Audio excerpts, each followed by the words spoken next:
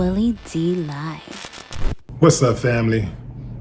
There's a woman who goes by the name of Amora Lex who took to social media and shared a video of herself dropping her kids off at CPS because she could no longer deal with them. She said she needed time out to focus on herself so that she could finish school and focus on her career. She can't do it anymore. She needed help from her kids' fathers. She tried to reach out to them. They were unavailable, missing in action. None of them wanted to step up to the plate. She said she just couldn't do it anymore, so she dropped her kids off at CPS. Well, initially, there was a whole lot of support for her. A lot of people were saying, yeah, you don't know how hard it is to try to do it all by yourself. That was until a video surfaced of that same Amora Lex bragging about how after she dropped her kids off at CPS, she went out and partied. She wanted to party at a bar and shake her ass. That's what she said, her words. She wanted to party and shake her ass, her quote.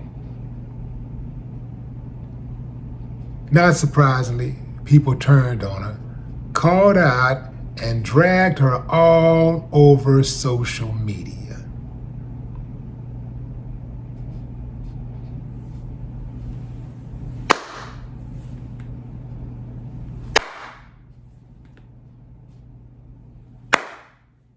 I ain't got no problem with that, but some people do, so let's talk about it. Family, when I first heard that woman talking, she was crying. She was at CPS crying, making her case, talking about how she couldn't do it all by herself. She's not getting any help. She'd like to come back and visit her kids. Is it possible for her to visit the kids and buy them something, drop something off to them from time to time? She don't want to just totally abandon her kids, but she do want to abandon her parental rights. She want to just get her kids to somebody who can take care of them, but she'd like to visit them from time to time. And a lot of people were saying, that makes sense, it's better than her harming the kids, right? And I do agree with that part. It is better than harming the kids because some mothers go through the same thing and they take it out on their kids. They made that bed and they don't want to lie in it. So what they do is they take it out on the kids and they beat on the kids. They cuss the kids out, they destroy the kids' confidence. They just drag the kids and rag on the kids all day long and just try to make the kids feel insignificant. And this is what they do. It becomes a lifestyle for them almost. And they really oftentimes destroy the kid's spirit to the point where it's irreparable. So I can see people saying, yeah, that's right. It's better for her to give them up and give them a chance with somebody who will perhaps take care of the kids. I get that. But family, I got to call a strike and a ball. When I heard her saying that, I didn't buy it for 1 minute.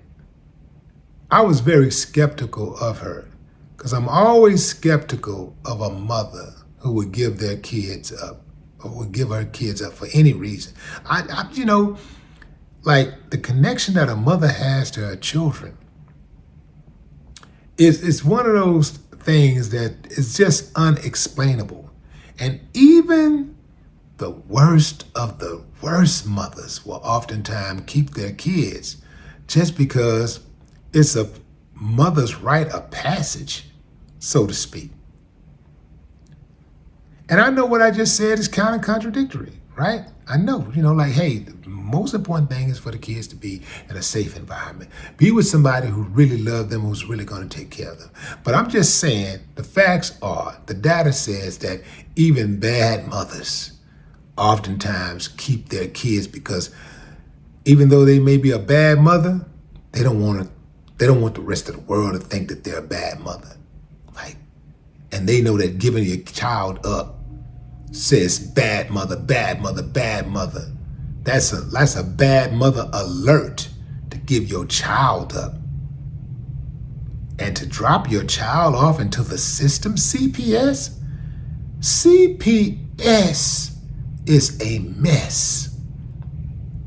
It's people at CPS, right? Somebody from CPS is going to watch this video at some point if they're not watching it right now. And they're going to concur with everything I'm saying. CPS is trash. CPS don't care about those kids. CPS is a hustle. CPS will end up destroying their kids and putting them in worse situations that they were before they came to CPS. You feel? So I don't trust CPS as far as I can throw the building. Yeah, man. CPS? Oh, no, you can't love your child. You drop your child off at CPS. Now, the woman said that she had problems raising the kids all on her own because the fathers abandoned the kids. Essentially, the fathers abandoned them. I get it, fam. I get it. It's hard. It's tough out there. But here's the thing. Those kids did not ask to come into this world. You brought the kids into the world for whatever selfish reasons. Maybe you just wanted to have sex and you like the way sex feels. It feels good. You like the pleasure that comes from it. Perhaps you did it because you felt pressure. For whatever reason you did it. Perhaps you didn't want to die alone, so you had a child. But with whatever reason that you brought a child into the world, be it that the man said that he wanted a child or whatever, but for whatever reason you brought the child into the world, that's your responsibility and you have to be held accountable. Sometimes we do things that are inconsistent with being intelligent, making a smart decision, being rational. And we just do things that put us in a jam. If we put ourselves in a jam, the onus is on us to get ourselves out of the jam. So I ain't heard nobody really talk about this. I ain't really heard anybody say it, but you know what? Starting off by keeping your legs closed is a good way to not find yourself in that type of position. And I get it. The men are responsible too. You got it. But women pay a steeper price for having unprotected sex. They pay a much steeper price because it is their body, their choice. And when that baby comes, even before the baby comes, the dude can just run up in a woman and then bounce right there the first day. He can just stick and move and not ever look back. But that woman is going to have to deal with the consequences from that one night of passion, that one night of wild sex, that one night of lust. She gonna have to deal with the ramifications of that. So if a baby is produced from that, she gotta now make life decisions. So yeah, the dude do have responsibility, but we're not talking about the dude because he out the picture. We don't even know who it is. We're talking about this particular woman in this particular situation and how she responded to her parental, her motherly obligations. That's what we're talking about. We're not talking about the dudes. We don't even know who the hell they are. She probably don't even know who they are. We're talking about this particular woman, this particular situation that she herself put herself in. So if she put herself in that situation, it's up to her to get herself out of the situation. And the motherly thing to do is to figure it out. We talk about figuring it out all the time. Figure it out. Figure it out. The kid did not ask to come into this world. Figure it out. And here's why I'm so hard on this particular woman. This particular woman. I know every situation is different.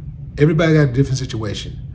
Another woman listening to this program might have a different situation, and it's something that she has to do, And it's totally different from what this woman right here is talking about and what she did. It's totally different. Totally different set of circumstances. I get that. But this particular woman, I don't even like this chick because not only did she drop her children off at CPS, she talked about the kids' father. She talked about one of her son's father who is deceased. And she talked about actually going, she said, I forgot to go to his mother's grave and spit on it. I forgot to go to his grave. I forgot to go to his grave and spit on it and film it and send it to his mama.